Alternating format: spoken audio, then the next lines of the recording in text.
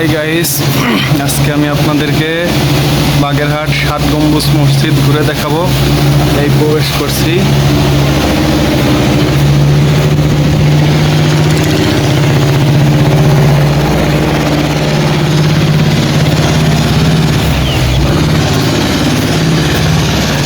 দেখতে পাচ্ছেন আমি সামনের দিকে এগিয়ে যাচ্ছি। শুরুতেই ডান পাশে আছে বাগেরহাট জাদুঘর।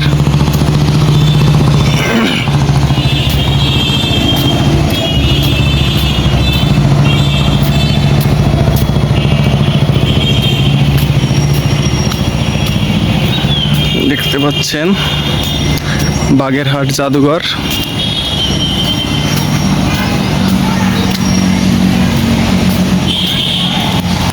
ভেতরে ছবি এবং ভিডিও ধারণ করা নিষেধ, এই জন্য জাদুঘরের ফটক থেকেই ফিরে যাচ্ছি।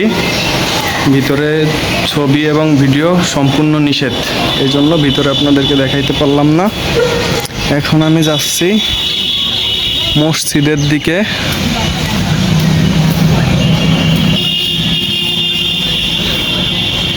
দেখতে পাচ্ছেন যে জাদুঘরের পাশে আছে রেস্ট হাউস।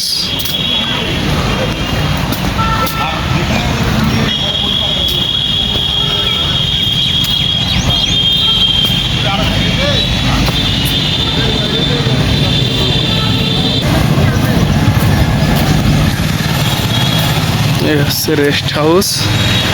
এখন এইখান দিয়ে আমরা বেরোয় যাচ্ছি। এখন যাব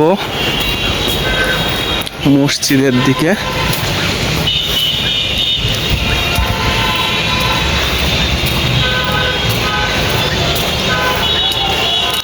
অত্যন্ত সুন্দর পরিবেশ, না আসলে বুঝতেই পারতাম না। লাইফে ফার্স্ট টাইম আসছি কোনো রকমের পরিকল্পনা ছাড়া। দেখে খুব ভালো লাগছে, মনোরম পরিবেশ, অনেক সুন্দর দেখতে। সুযোগ পেলে আপনারাও আসবেন। এটা হচ্ছে বাগান।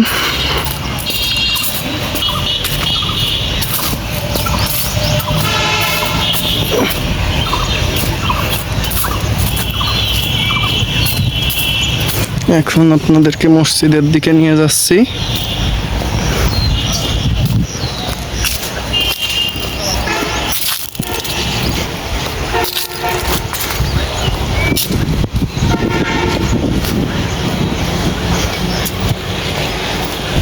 আপনারা দেখতে পাচ্ছেন স্বাগতম, এটা হচ্ছে মসজিদের প্রবেশ পথ। আমি এখন মসজিদের দিকে যাচ্ছি।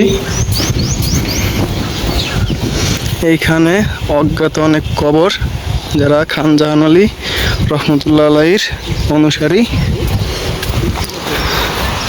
এখানেও তাই দেখতে পাচ্ছি।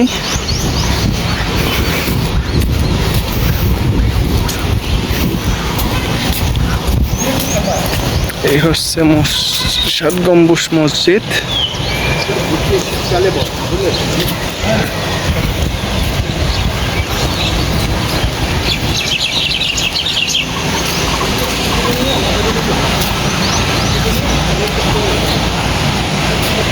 এটা হচ্ছে মসজিদের ভিতরে।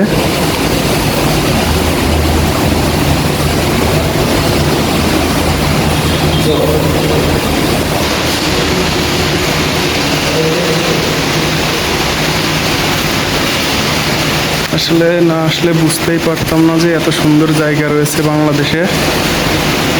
জীবনে ফার্স্ট টাইম আসলাম, অনেক ভালো লাগছে। সুন্দর পরিবেশ দেখতে পাচ্ছেন। এখানে হচ্ছে মেম্বার।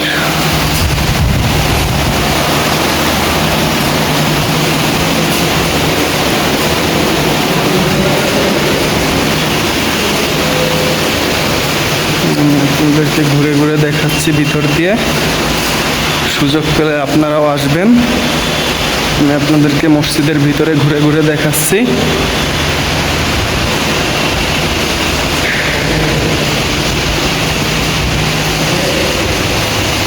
দেখতে পাচ্ছেন দর্শনার্থীরা আসছে, এখানে ছবি তুলছে। আমি এখন মসজিদ থেকে বেরোয় যাচ্ছি। মসজিদ থেকে বেরোয় যাচ্ছি একটা ঐতিহাসিক গাছের কাছে। দেখি গাছটার এখানে কিছু একটা লেখা আছে, দেখি কি লেখা।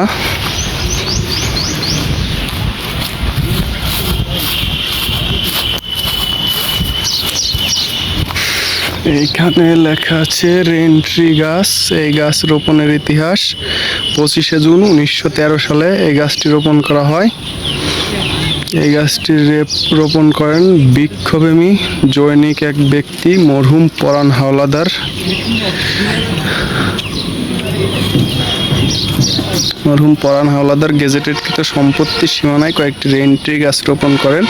যতদূর জানা যায় যে রেইনট্রি গাছগুলো যশোর থেকে এনে তিনি প্রথম 60 গম্বুজ মসজিদ এলাকায় রোপণ করেন। কালের বিবর্তনে শতবর্ষী গাছ দুটি ঐতিহাসিক 60 গম্বুজ মসজিদের ক্যাম্পাসের প্রাকৃতিক সৌন্দর্যের অবিচ্ছেদ্য অংশ। দেখতে পাচ্ছেন যে মসজিদের বাহির পাশের জায়গা।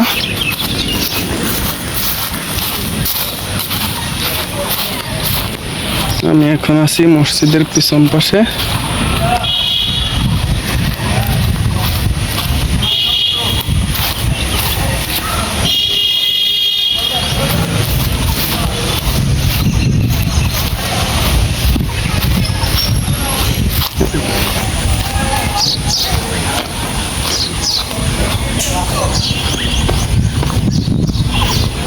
দেখতে পাচ্ছেন মসজিদের পিছন পাশটা কেমন।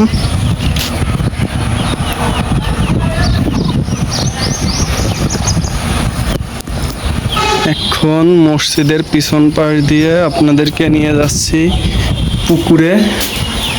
পুকুরটা এখন দেখাবো।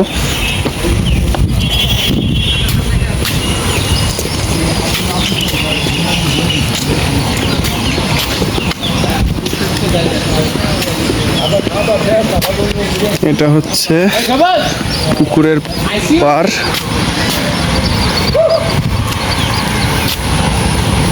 দেখতে পাচ্ছেন এখানে পুকুর পাড়ে দুজন গোসল করছে। দেখেন পুকুরটা অনেক বড় পুকুর, যেটাকে আমরা দিঘি বলে থাকি। দেখি এই পুকুর সম্পর্কে দেখি এখানে কি লেখা আছে। পুকুরের ইতিহাস এখানে দেখতে পাচ্ছেন।